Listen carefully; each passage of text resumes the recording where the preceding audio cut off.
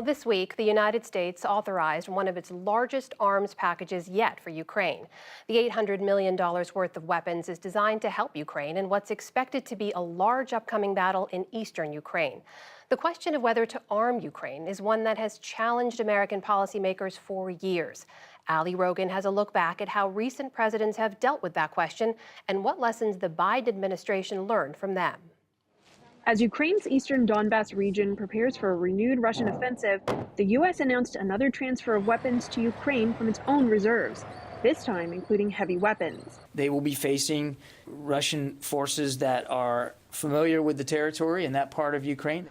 8 years ago, Russia first invaded eastern Ukraine, and the face of U.S. policy in Ukraine was Vice President Joe Biden. During the Obama administration, Biden made 6 visits to Ukraine.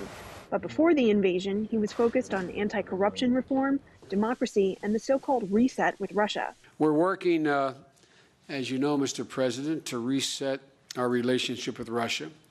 But I assure you and all the Ukrainian people that it will not come at Ukraine's expense. But then in 2014, Putin invaded and annexed Crimea and started the brutal war in the Donbas. The U.S. imposed targeted sanctions, pushed for a diplomatic solution, and provided non-lethal aid like helmets, first aid kits, and radars to the Ukrainians.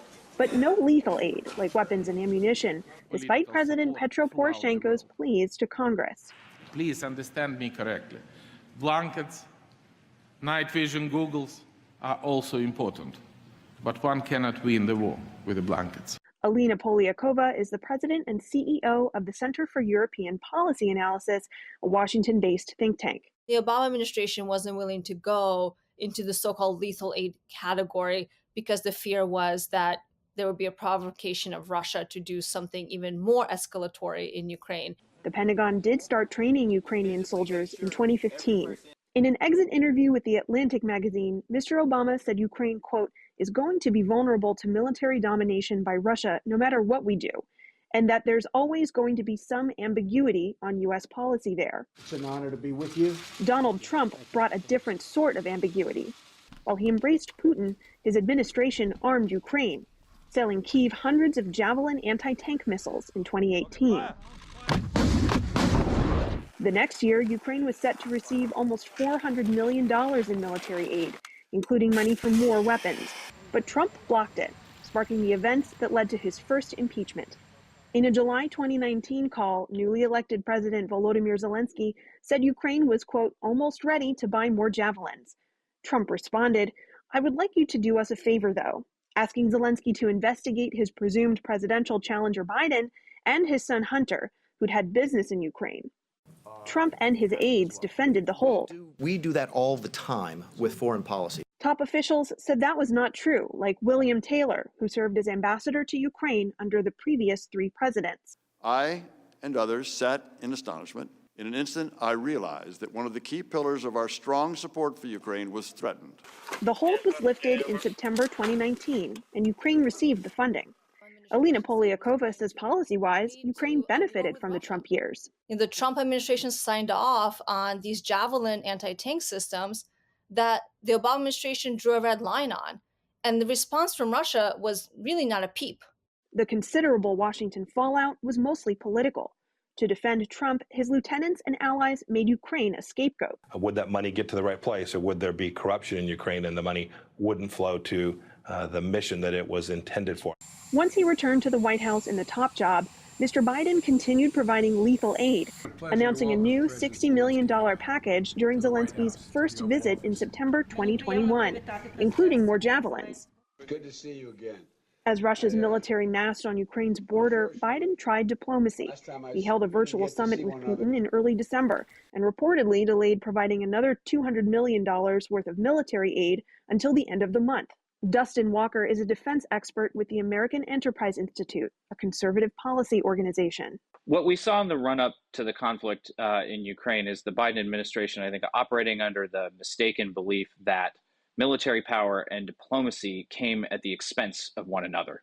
A month before the invasion, Biden was highlighting the weapons already provided and predicting how he thought war in Ukraine would end. I've already shipped over $600 million worth of sophisticated equipment, defensive equipment, to the Ukrainians. The cost of going into Ukraine in terms of physical loss of life for the Russians, they'll be able to prevail over time, but it's going to be heavy. In early February, the U.S. deployed troops to fortify NATO's eastern front and impose sanctions in coordination with NATO and the EU. 2 days after the invasion began, Biden approved a third weapons tranche, this time $350 million worth, including more Javelins and Stinger anti-aircraft systems. In total, Biden has provided almost $3 billion in security assistance since the war began. Ukraine needs weapon supplies. Just before Wednesday's announcement of new weapons, Zelensky released a video in English with specific requests. Some of the items, like artillery systems and armored personnel carriers, are now headed to Ukraine for the first time. Others, like jets, are not. Pentagon spokesman John Kirby acknowledged that the list isn't everything Ukraine wants. Clearly, it's curated. I mean, but it very much reflects what they need, and it's a outgrowth of actual, no kidding discussions that we've had with Ukraine.